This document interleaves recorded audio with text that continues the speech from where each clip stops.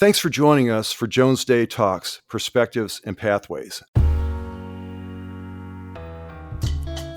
Job interviews are by their very nature stressful, at least for most of us. That's especially true when you're a young lawyer or law student trying to start your career with a firm where you believe you'll be able to learn and excel.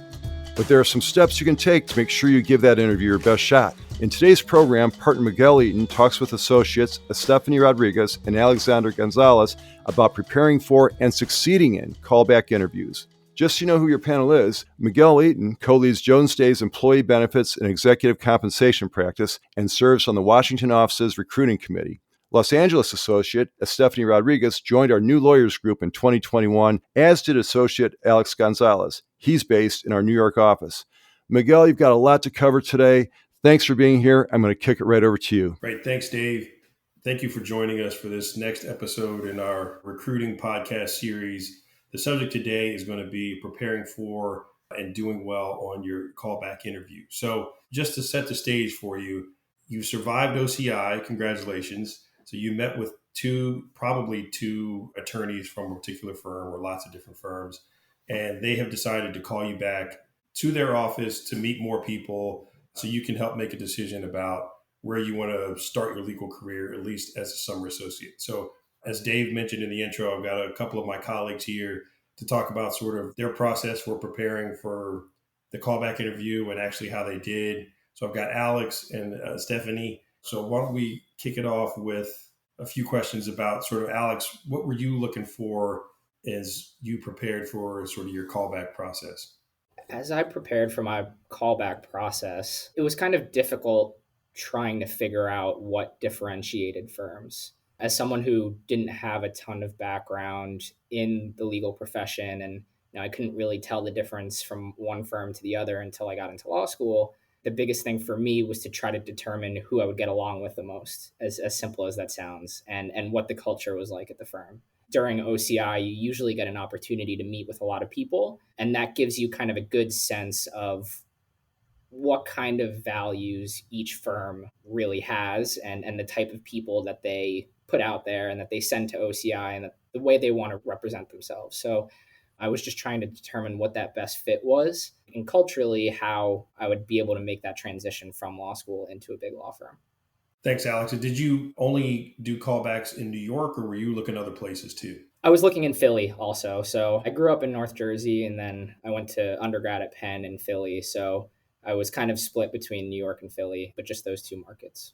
Got it. And Estefani, how about you? As you prepared to do your callbacks, sort of what were you looking for as you were making your list and deciding which callbacks to take? So for me, this was a very interesting process because I'm a first-generation Latina who grew up with immigrant parents. So no one in my family is a lawyer, knows a lawyer, and the only conception of a lawyer that we really knew was either an immigration lawyer or a public defender. And so knowing that I wanted to do big law because I was fortunate to have been part of these different pipeline programs, I thought to myself, I'm a first generation Latina. I need an opportunity and a place where I can grow and I can experience mentorship. So I really focused on getting to meet the people just like through OCI. But one of the things that I did to prepare for callbacks is that I looked through my network, and not having that background coming from like a professional family, I knew that my network was going to be my law school peers. So I sent out emails asking people who had interviewed with the firms or who had summered previously with the firm so that I can get a little bit more insight on their experience. And through doing that process, I was able to start to identify which firms would provide some form of mentorship. And also, I gained a little bit of an insight of the people. And I knew for me that was super important because the firm was going to be my building blocks and the place where I was going to start my growth. So that's essentially what I was looking for: mentorship, an opportunity to grow, and also having the ability to be exposed to different areas of the law. Great. And so obviously you ended up at Jones Day, so we fit the bill in that respect. And we'll talk a little bit more about the specifics of your callback and sort of what happened. I think it's just to provide a little more context for the law students, as someone who now has been at a firm for 15 years, been on the recruiting committee, done a lot of OCI, I wanted to give you sort of the context of what you're going to be facing and what you're looking at. So you've gone through OCI, you met with two attorneys from that firm. The way firms typically will set who gets a callback is they have pretty historic and good numbers on what their traditional acceptance rate is. So let's say that a firm has a 25% acceptance rate, just to make the math easy, and that they want to have a summer class of 25 summer associates. So that means they're going to make probably 100 offers based on the callback interviews. So to get 100 callbacks, they split that up amongst the schools that they go to. So let's say they interview at most of the top 20 schools, they'll have a certain number that they want to call back from each school. So as you, the law student, are walking into the callback interview, you and probably several of your classmates from your school got a call back from that particular firm. And then you're going to be one of many interviewees who are also from all those other schools that got a call back. So just to give you some context on how the numbers work and what the process is. So we talked a little bit about sort of preparing and what you're looking for. One thing that I wanted to ask both Alex and Estefani is, as you were in your callback process and doing the actual interviews, and I'll start with you, Alex, how did diversity come up, if it came up at all? Were you someone who asked about it on the front end? Did most firms sort of bring it up with you before you even asked about it? Or just, can you tell me sort of what your experience was with that?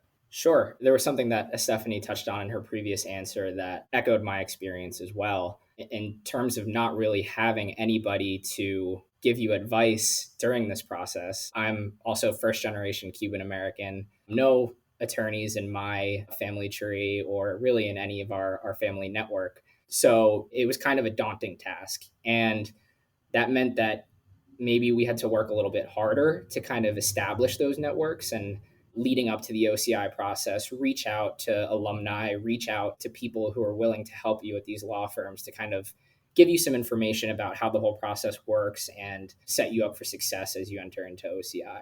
During the actual interviews themselves, there's a variety. Asking about diversity initiatives in firms was always on my list to ask an interviewer. And that's one thing that I think is important, especially now as someone who's doing interviews. Make sure that you have sufficient questions to ask interviewers during your 30-minute time slot. But I think that it was always on the top of my list to ask about what diversity initiatives the firms have. And it's really easy to sort of tell how seriously a firm takes diversity by the person's answer. And less maybe about what they're saying, but the way they say it. The firms that kind of just rattle off the standard talking points about, oh, we have an affinity group, it's great, you can join it. Those are great. But one thing that really jumped out to me about Jones Day was the interviewer talking about our Laredo project, which is the pro bono project that Jones Day has here at the Texas-Mexico border, and the amazing work that Jones Day does for immigrants who are crossing the border there. So it's really easy to tell the passion that someone, an interviewer, or that a firm in general has for diversity just by sitting down and having that conversation in an interview. Thanks, Alex. Stephanie, how about you? Did the firms typically bring up diversity first, or did you ask them before they could bring it up with you, or what? So when I think about diversity, and I think as you're going through the process, one of the important things to sit with is, what does diversity mean to you? And the reason I say that is because diversity means a lot of different things for people, like diversity in the firm in terms of the types of lawyers with diverse backgrounds, diverse experiences that you're going to be interacting day to day, but also a firm's commitment to pipeline programs in terms of growing the number of diverse attorneys in the legal profession. And whether that is at the high school level, college, or law school level, that can look very different. And so once you have a vision of what diversity means to you, at that point, you become very intentional about the questions that you ask, but also about sorting through the different messaging that different firms give you. And so for me, my experience was a mix of firms led with, at our firm, we're very diverse, X amount of partners are women of color, first generation professionals. And then for other firms, it became a conversation that I brought up because diversity was really important to me. And so things that were important to me in terms of diversity was ensuring that the firm was doing some form of initiative to foster the growth of diverse lawyers across different levels of students, like high school, college, law school, etc. And at the same time, that they had some type of structure to ensure that not only were they bringing in diverse law students and future lawyers, but they were also doing something to retain them. And so as I was sorting through the different firms, I remember particularly my conversations with the Jones Day attorneys, and that like they really stood out on the diversity point, and that's because of the engagement that they had in the community. For example, in the Los Angeles office right now, I'm working very closely with our hiring partner Jason Wright, and one of the things that we do is have this partnership with the high school where we create different programming to help expose the high school students to different subject matters of the law. And so for me, that's a passion of mine. And so it's been amazing as a first year to be able to engage in that. But on the other end as well, I've been able to be part of the Hispanic lawyers group at Jones Day, where I've been able to form connections with different associates across the nation. And so that's been helpful to learn from their experiences and just being able to bounce ideas of someone. In terms of diversity, I think it's important to sit there and meditate to figure out what are the values of diversity that you really want to see in a firm. Thanks, Estefani. I remember my first call back in DC, and I won't mention the firm, but this is to Alex's point about sort of, it's not just what firms say, but how they say it. So it was my first call back, and I was sitting there meeting with the recruiting coordinator or whoever sort of the non-lawyer was who was going to tell me about my schedule, and the first person you meet. She was very nice, and she said, well, I see, you're a graduate of Duke, so we have a couple of Duke attorneys from Duke on the schedule, and you're interested in litigation, so we have some litigators on the schedule for you. And she goes, and we also have, and then she like looked left and looked right and lowered her voice and said, we also have some African-American attorneys on the schedule for you. And it was like the weirdest thing, one of the weirdest things I've ever experienced. I was like, why is she whispering and why is she looking left and right? And I said, well, thanks. That's, very helpful. And so, but it was just a weird sort of way, an uncomfortable way to sort of, talk about diversity. And I just didn't have that experience with most other firms, but especially Jones Day. It was great. I had a diverse slate of interviewers on my callback. 2 were African-American, and it was great to be able to talk to them, both senior associates. So it's just how the firm went about setting up a schedule for you is important. And not all of it has to be said. Like if you are clearly a diverse candidate, if a firm is at all thinking, they're going to have some diverse lawyers on the schedule for you to meet with. And I think that's sort of par for the course. So let me ask this too, before we move on from diversity. And it's maybe something that you put in this bucket or not, but I'll start with you, Estefani. Are there any questions that you would not ask during your callback interview, sort of before you get an offer? And they could be, diversity related or anything else. But I'm just wondering if you have any advice on sort of what questions should you not ask before you get an offer? And maybe the question you could ask after you get some offers. So this is always an interesting question that I also get from a couple of my mentees. And frankly, for me, it's like I'm a very forward person. So if the way that I measure what question to ask and what not, before I give specifics on which questions just to avoid, what are the values that are important to me? And so like if there are certain things that are super important to me, like pro bono work, commitment to diversity, and generally, like, for example, like if you're looking for like work flexibility, like working across different offices across the nation, like those are the questions that you for sure want to ask. In terms of what gets a little rocky and a little tricky, questions about compensation. Like different firms have different structures. And generally, like from a quick Google search, you can get like a general idea of what the compensation structures generally look like. But to sit there and ask during your callback, like very detailed specific questions like, well, what does lockstep mean? Like, do I get a bonus or not? What about black box? So what is that? I just feel like those are questions that will come after you have an offer, so that you really can sit there and figure out like what's important to you and answer like any doubt that you have about the firm. I always say the rule of thumb is if you hesitate to ask the questions because you are unsure whether you should ask it or not, you probably should wait till after the offer. Normally you like you have that gut feeling. But I definitely feel compensation is just one of those tricky rounds to ask about. At least that's what comes to mind off the top of my head. Okay. What about you, Alex? any questions that you would wait to ask until after you get an offer? From a diversity perspective, I think that should be all on the table up front. I don't think that you should really ever hesitate to ask any representative of a firm about their diversity initiatives or how they feel like the firm addresses diversity. Gosh, and it's so context specific. For me, I don't know that I would ask partners about things like compensation, like Estefani said, or maybe vacation time or remote work or things like dress code. I can speak from experience at Jones Day, and I'm sure a lot of other firms do this. After you receive an offer, we're so open and willing to connecting you with really anybody at the firm who can answer questions that you might have or concerns that you might have.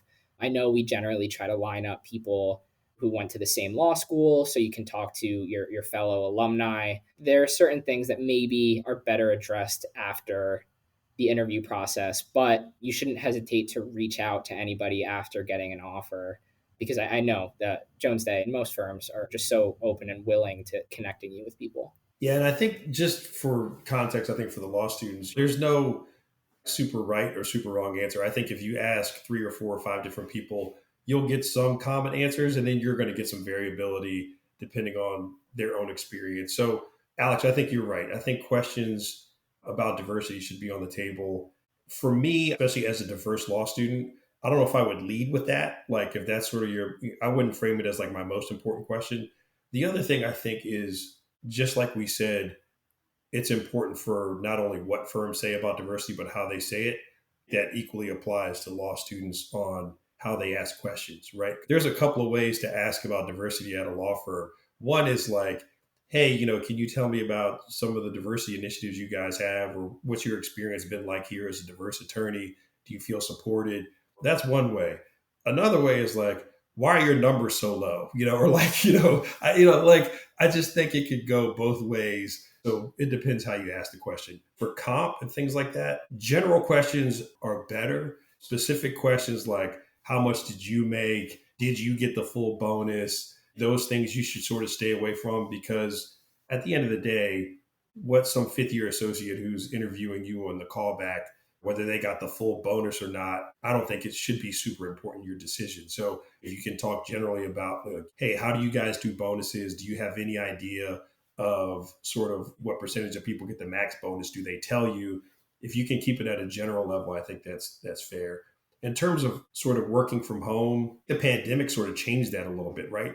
As someone who was doing interviews even before the pandemic, I think it would just be an odd question if an associate was like, hey, how often do I have to come into the office? That would be sort of an odd question. But given how different firms are handling in-person versus remote work, a general question about how have you guys been handling remote work is perfectly acceptable. The way you ask it, I think, is important.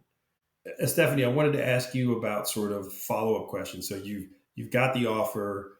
For you as somebody who is on the interviewing side now, do you appreciate when people have follow-up questions? Do you find it annoying? Because I know everybody makes the offer to say, hey, call me if you have any follow-up questions. How do you find it? And also, once you got offers, did you do any follow-up diligence after you got offers from firms? This is definitely a great question. Now that I've had the opportunity to do a few interviews, one of the things that, in terms of follow-up questions, what really stands out for applicants is when their questions are intentional rather than when they're general. Like if they're just asking a very broad question because, they went on Google and they found it, I'm going to be like, okay, you found these Google questions. I'm not going to be too impressed, but I'm going to appreciate the question nonetheless.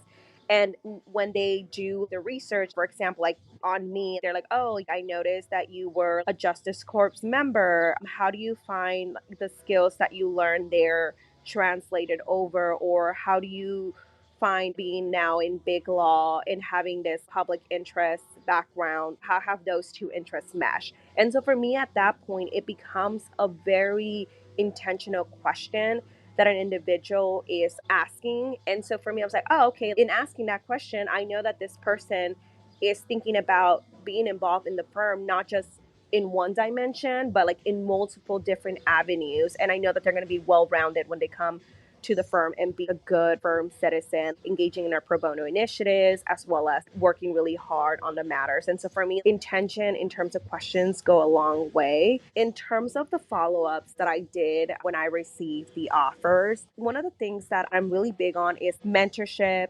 opportunity to different type of work, and just being able to be in a space where I felt my perspective was going to be welcome. And so some of the follow-up questions that I asked individuals was like, well, how is work distributed? If I come here, am I just gonna be given work? Are there like any trainings that will help propel like my career forward? Who can I have some type of guarantee that someone is going to be looking out for me? How do mentorship relationships develop, or like what structures do you have? And so I was just very intentional to make sure that the infrastructure was going to be in place, so when I showed up, I was going to have access to the resources immediately. And so that's kind of how it worked out for me. And also, if I didn't do this, but I know a lot of friends did this. They were really intentional about wanting to meet with specific individuals. Like, for example, I want to meet with the first generation Latina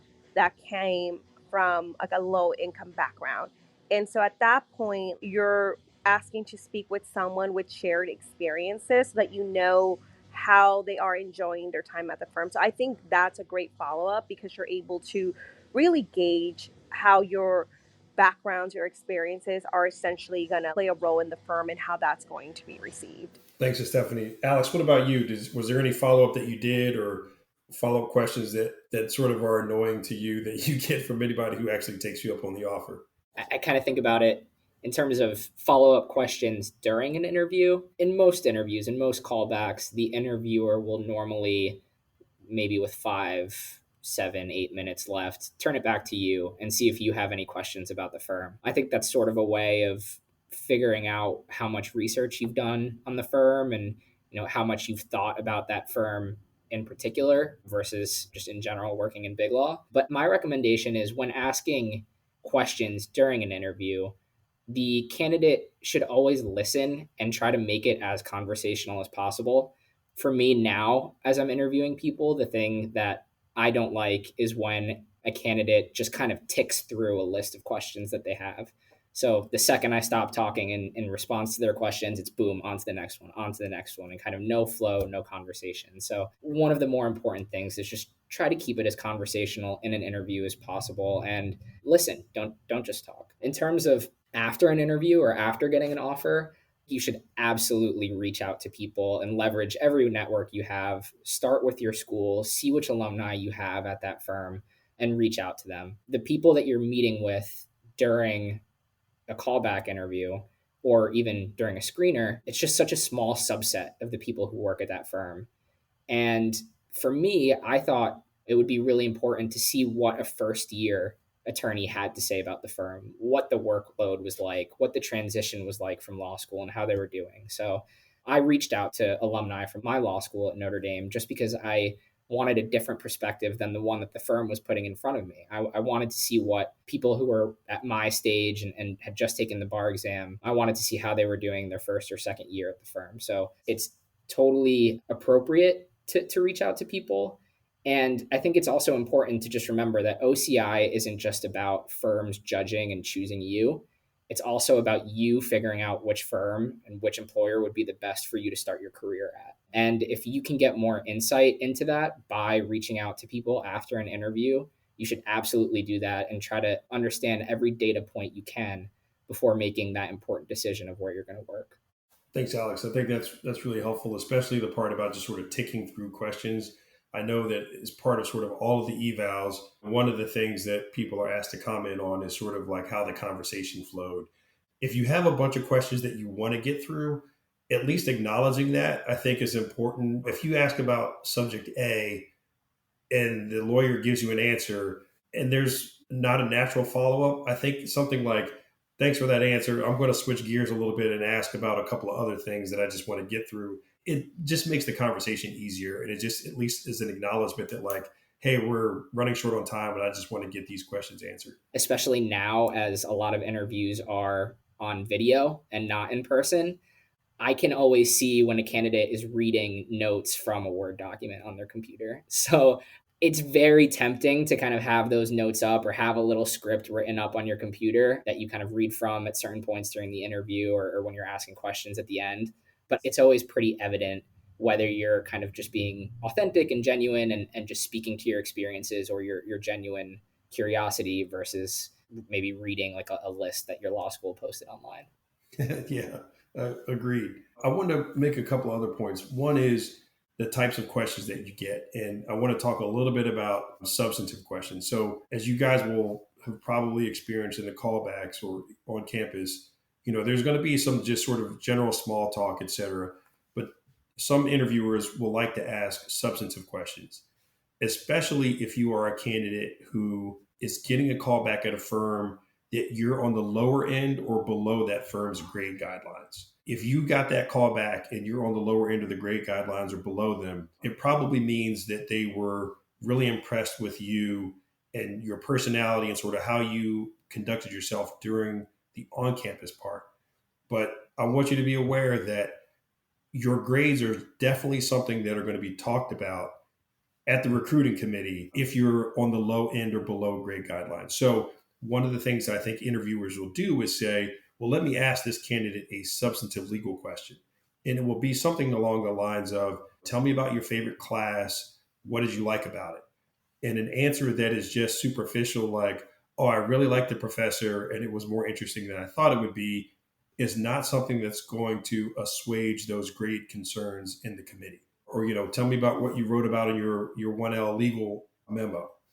You need to be able to go pretty deep and to talk about sort of what the legal issues were, what some of the claims were, what some of the defenses were, the reasoning of the judge, the class context, talk about sort of some of the really substantive legal issues that were covered.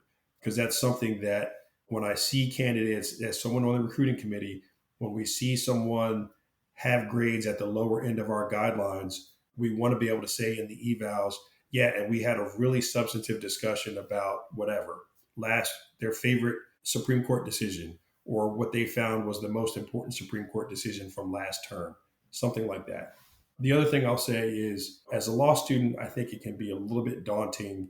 You're like, well, I've got 5 or 6 or 7 callback interviews. How am I going to make a decision about where to start my legal career based on meeting 4 or 5 people for half an hour at a firm? And I'll hear from Alex and Estefani to see if they had the same experience I did. But I got a much stronger impression from the firm than I thought I would get. So that after I did 3 or 4 callbacks, I said, Jones Day really felt the best to me. I felt like I fit in the most there. And if I decided to go to this other firm or this other firm, I think I'd be fine. But I definitely had Jones Day felt the most at home for me. And I think and I hope that you guys as law students will sort of get that feeling as well. So Stephanie, I'll start with you. When you were going through this process, did you get a stronger feeling from one firm than another? And before I let you answer, I will say, look, at the end of the day, you're making a decision about where to start your legal career. You're going to a really good law school. You've got good grades. So the worst that can happen is you start someplace and 12 or 24 months later, you figure you don't like it. You can get a different job. This is not a shave your head and deploy you overseas kind of, and you have to stay for 4 years. I've had that kind of job. And I will tell you, as someone who's been in a law firm for 15 years, this is not that. So take it with a grain of salt. But Stephanie, I'll ask you, did you have sort of a subjective feeling from Jones Day or other places after you did callback interviews? Absolutely. I always feel like in your gut as you're doing these callbacks, either something will stick out or the sense of comfort that you feel that you'll know, like, this is the right place for me. So I absolutely had that gut feeling. And there was several reasons and several things that stood out. And I think for me, on a very basic level, was the relationship that I saw at Jones Day that attorneys had with their secretaries, their paralegals, and just receptionists generally. And it was such a collaborative, friendly environment. It didn't feel hierarchical. And coming from a low income community, for me, that sense of respect and to just see it as soon as I walked into the office and could tell, I knew for me, okay, like this is a place where my background, like my values definitely are in tune.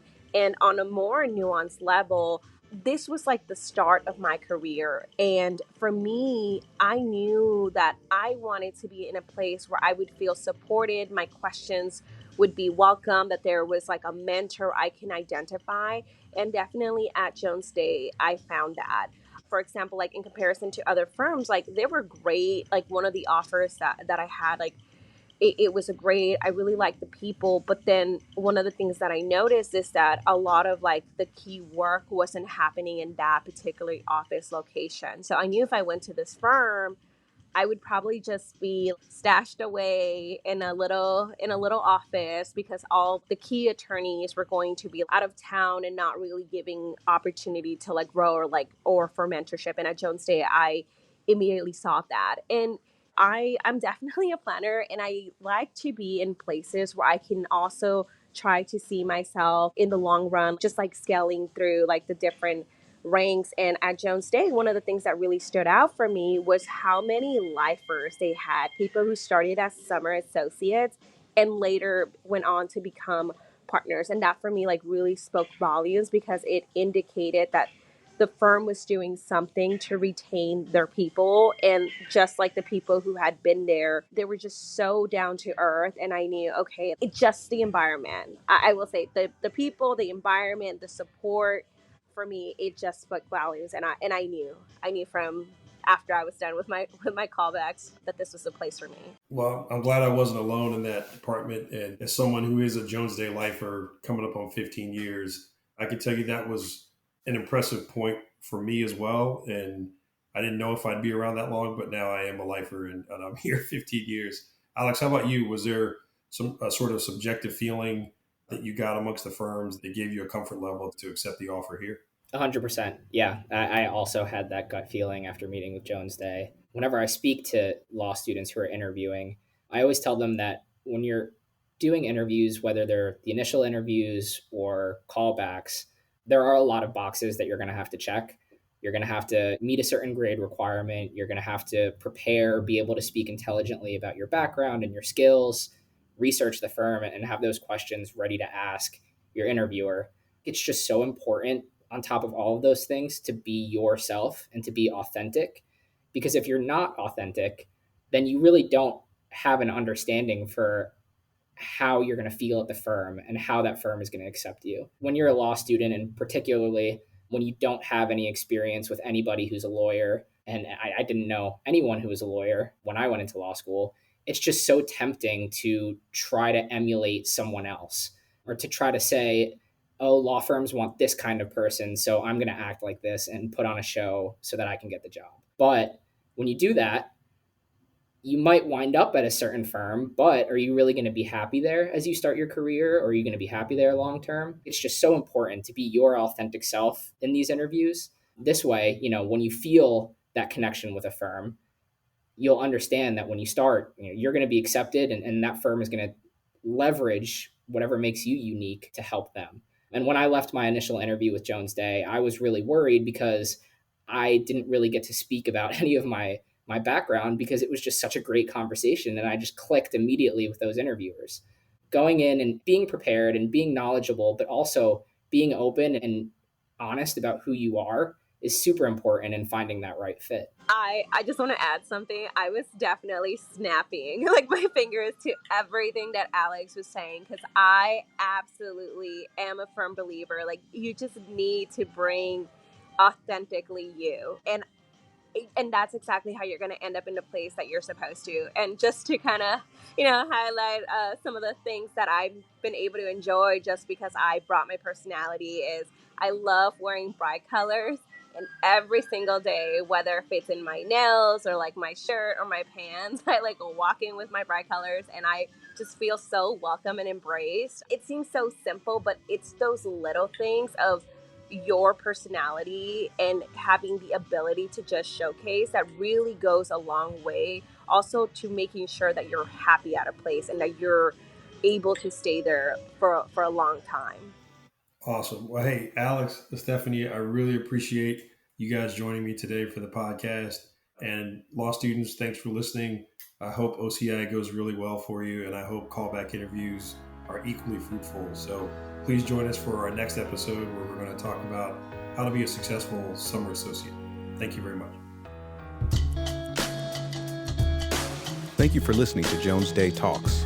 Comments heard on Jones Day Talks should not be construed as legal advice regarding any specific facts or circumstances. The opinions expressed on Jones Day Talks are those of lawyers appearing on the program and do not necessarily reflect those of the firm. For more information, please visit jonesday.com.